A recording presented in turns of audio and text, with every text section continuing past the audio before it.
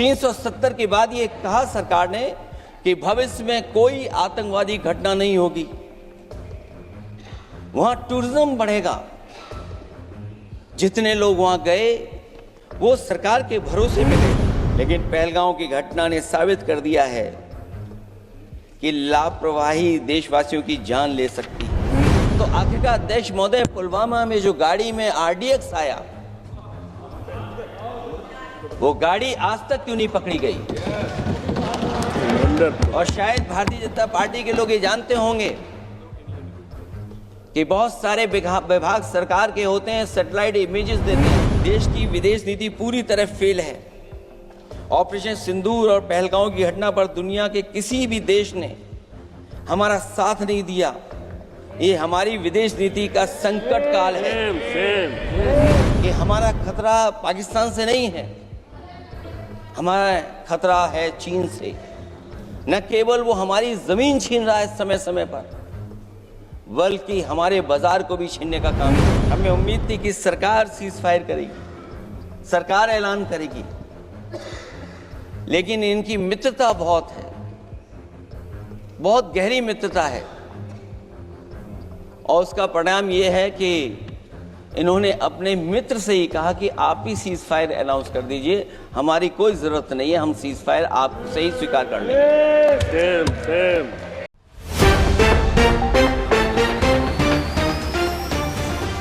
माननीय सदस्य श्री अखिलेश यादव जी। माननीय सभापति, मैं धन्यवाद देता हूं आपको कि आपने मुझे बहुत महत्वपूर्ण विषय पे बोलने का मुझे मौका दिया। मैं ये कहना चाहता हूं 2 लाइनों में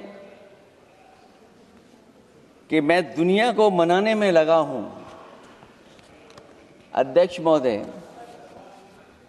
मैं भारतीय जनता पार्टी के लिए बता रहा हूं ये लाइनें कि मैं दुनिया को मनाने में लगा हूं, मेरा घर मुझसे रूठा जा रहा है।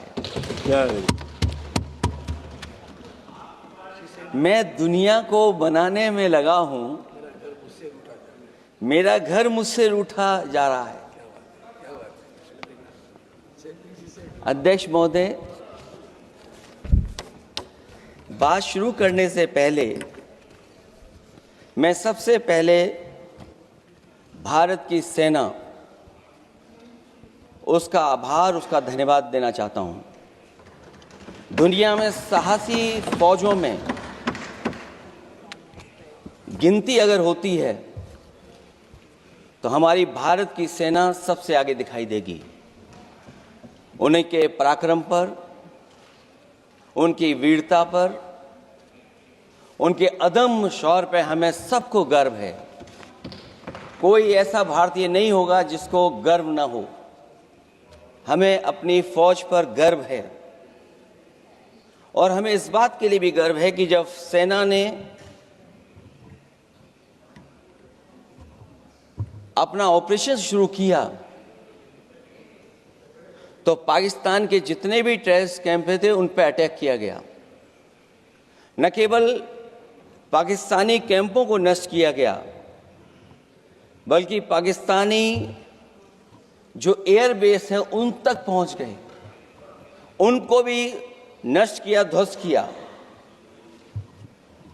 और जब हमारी फौज पाकिस्तान को हमेशा हमेशा के लिए एक पाठ पढ़ा सकती थी, एक ऐसा संदेश जाता कि भविष्य में पाकिस्तान कभी ये हिम्मत नहीं जुटा पाता। और ऐसा भी लगा हम लोगों को, क्योंकि अध्यक्ष महोदय, जब हम बड़े बड़े राष्ट्रीय चैनलों को देखते हैं तो उन चैनलों से ये लग रहा था कि कराची हमारा हो गया है, लाहौर हमारा हो गया है। किसी चैनल ने किसी को ये भी बताया कि हमने उनको पकड़ भी लिया है। जो कमेंट्री, जो विजुअल्स थे, वो ऐसा लग रहा था कि अध्यक्ष महोदय अब पीओके हमारा हो जाएगा। हालांकि सरकार के इंजनों को मैं टकराता हुआ देखता हूं। हो सकता है ये मेरा भ्रम हो, लेकिन पीओके के मामले में सभी इंजन हमें एक दिखाई देते हैं, और जहां पीओके पे पहुंचने तक की बात थी, कुछ लोग तो पीओके पर ये कह रहे थे कि हमारा कब्जा हो जाएगा, 6 महीने का केवल हमें मौका मिल जाए।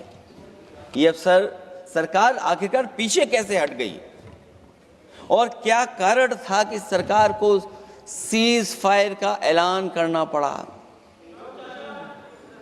अध्यक्ष महोदय, हमें उम्मीद थी कि सरकार सीज फायर करेगी, सरकार ऐलान करेगी, लेकिन इनकी मित्रता बहुत है, बहुत गहरी मित्रता है, और उसका परिणाम यह है कि इन्होंने अपने मित्र से ही कहा कि आप ही सीज फायर अनाउंस कर दीजिए, हमारी कोई जरूरत नहीं है, हम सीज फायर आपसे ही स्वीकार कर लेंगे। आखिरकार किस दबाव में ये सरकार स्वीकार कर रही है? वैसे तो अध्यक्ष महोदय, आज जिस विषय पर बोलने के लिए मैं खड़ा हुआ हूं, दरअसल वो विषय होना ही नहीं चाहिए था। ये दुर्भाग्यपूर्ण है कि आजादी के इतने साल बाद भी ऐसे मुद्दे बने हुए हैं। ये बात अध्यक्ष महोदय पक्ष विपक्ष की नहीं है, देश की सुरक्षा की है, जनता के जीवन और रक्षा की है। हम सब मिलकर के कोई ऐसी नीति रणनीति बनाते क्यों नहीं है जिससे सीमाएं हमेशा हमेशा शांत रहें? लेकिन पहलगांव की घटना ने साबित कर दिया है कि लापरवाही देशवासियों की जान ले सकती है। और अभी जब मैं सुन रहा था और बहुत ही उत्तेजित भाषा में जब जवाब मिल रहा था, उत्तेजित भाषा इसीलिए बोल रहे हैं कि जनता सम्मोहित हो जाए, जनता स्वीकार करने लगे, लेकिन सच्चाई ये नहीं है। आप कितना भी उत्तेजित बोलें, देश की जनता समझ रही है। ये सही है कि जनता के इमोशंस का लाभ आप उठा रहे हैं शासन करने के लिए। जनता का इमोशन का लाभ उठाती है सरकार। मुझे याद है कि जिस दिन पहलगाम हमला हुआ, उस दिन वहां का हर पर्यटक पूछ रहा था, जो पर्यटक पूछ रहे थे कि खतरों के बीच मेरी रक्षा करने वाला कोई वहां क्यों नहीं था। आखिरकार ये सबके मन में सवाल यही है कि जिस समय घटना हुई, आखिरकार उन्हें बचाने वाला कोई क्यों नहीं था। और जो सरकार ये दावा करती है, 370 के बाद ये कहा सरकार ने कि भविष्य में कोई आतंकवादी घटना नहीं होगी, वहां टूरिज्म बढ़ेगा। जितने लोग वहां गए वो सरकार के भरोसे पे गए थे, वो सरकार के आश्वासन पे गए थे। और आखिरकार सिक्योरिटी लैब्स की जिम्मेदारी कौन लेगा? अध्यक्ष महोदय, सबसे बड़ा सवाल यही है कि सिक्योरिटी लैब्स का रिस्पॉन्सिबल कौन होगा, वो जिम्मेदारी कौन लेगा? और ये जो पहलगांव की घटना हमारे इंटेलिजेंस फेलियर की वजह से है, उन्हें मैदान को खुला छोड़ दिया। वो सरकार जानती होगी कि कितना समय लगा होगा फोर्सेस को आने में। आखिरकार वो जिम्मेदारी किसकी है? और फिर सरकार को ये जरूर बताना चाहिए कि सरकार क्या क्या कदम उठा रही है कि भविष्य में ऐसी घटना ना हो। लेकिन भाजपा याद रखें, बयान बदलवाने से सच नहीं बदल जाता है। पहलगांव के शहीद सैनिक की पत्नी द्वारा देश हित में शांति और सौहार्द की अपील करने पर उनसे जिस तरह का दुर्व्यवहार और उपशब्द कहे गए, उससे हर महिला और सच्चा देश प्रेमी बहुत दुखी है, आहत और शर्मिंदा हुआ है। ये सब जानते हैं कि किन लोगों की हरकत थी। इस संदर्भ में और परिप्रेक्ष्य में हमने महिला आयोग को पुरजोर अपील की थी कि वो नारी की गरिमा के विरुद्ध गलत बयानी करने वालों के खिलाफ केवल शाब्दिक औपचारिकताएं न निभाएं और बल्कि सही से कार्रवाई करें, लेकिन उस पर भी कुछ नहीं किया सरकार ने। पहलगाम की पीड़ित महिलाओं के बारे में कहे गए बयान के लिए निंदनीय शब्द से निंदनीय शब्द तक को आपत्ति होगी। नारी वंदन की जगह नारी का अपमान, निंदा और हर संभव शोषण और उत्पीड़न करना ही भाजपा का असली चेहरा है, जो बेहद शर्मनाक है। इधर आजादी के अमृतकाल का ढिंढोरा पीटा जा रहा है, उधर हमारी इंटीग्रिटी को चुनौती दी जा रही है। देश की विदेश नीति पूरी तरह फेल है। ऑपरेशन सिंदूर और पहलगांव की घटना पर दुनिया के किसी भी देश ने हमारा साथ नहीं दिया। ये हमारी विदेश नीति का संकट काल है। सरकार की जो नीतियां हैं, सरकार के जो फैसले हैं, वो कहीं न कहीं ऐसे हैं जो हमारा सीमाओं का अतिक्रमण कर रहा है, उसी की व्यापारिक गतिविधियों में मदद करने का काम करते हैं। सरकार को अपनी आर्थिक नीतियों के लिए गंभीरता से पुनर्विचार करना होगा। हमारा व्यापार कारोबार मजबूत होगा तो कोई हमें चुनौती नहीं दे पाएगा। बात केवल $1 ट्रिलियन की नहीं, बल्कि देश की सुरक्षा और आत्मनिर्भरता की होनी चाहिए।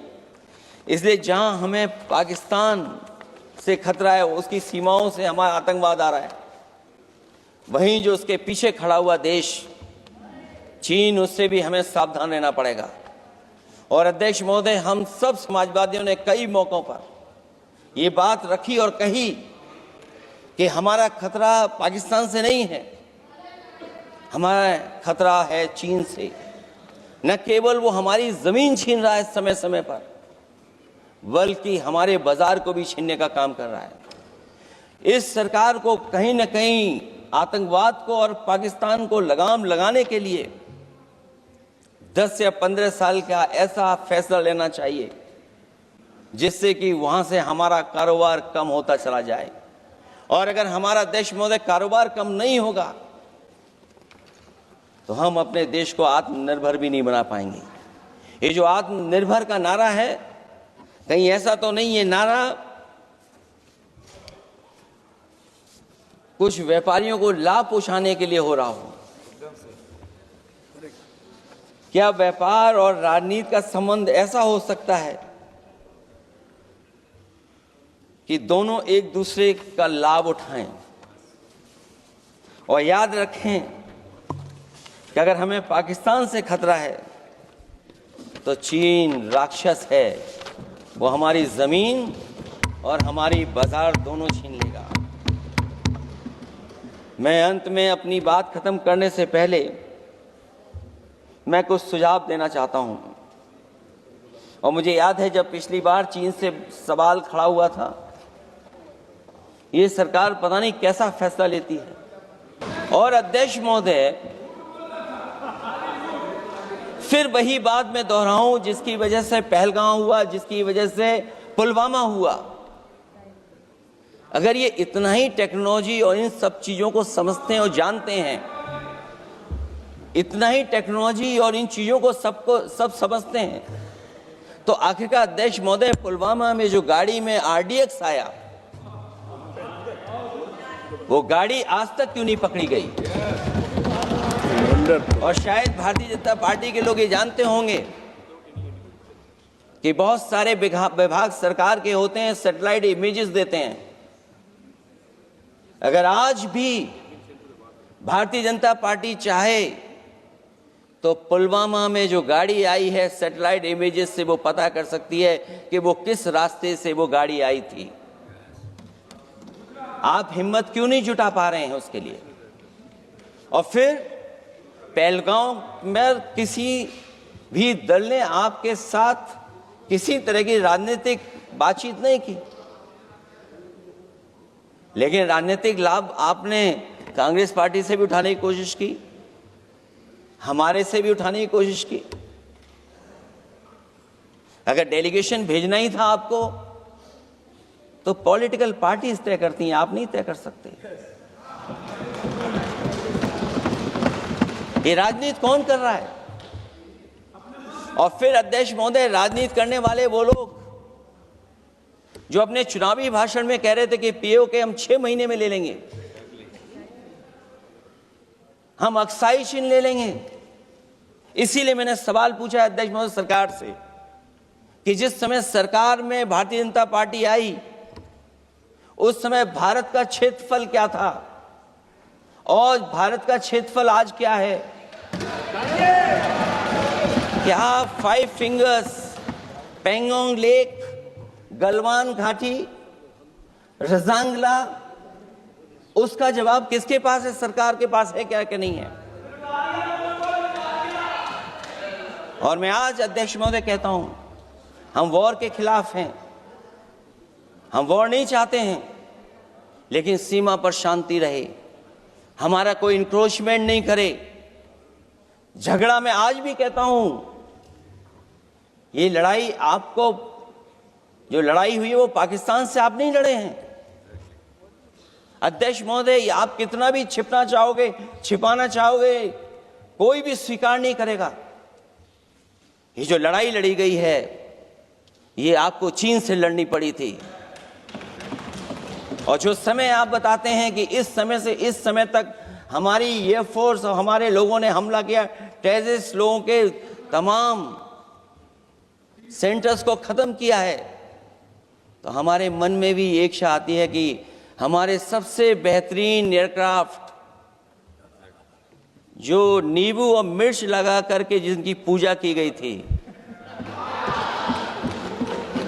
वो कितने उड़े थे? हम और सवाल नहीं पूछना चाहते हम आपसे,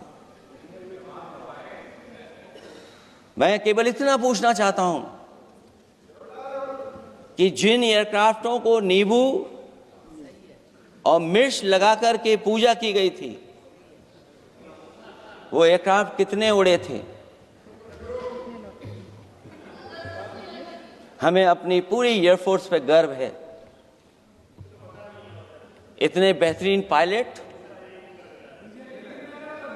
किसी के पास नहीं है जितने बेहतरीन पायलट हमारे पास हैं।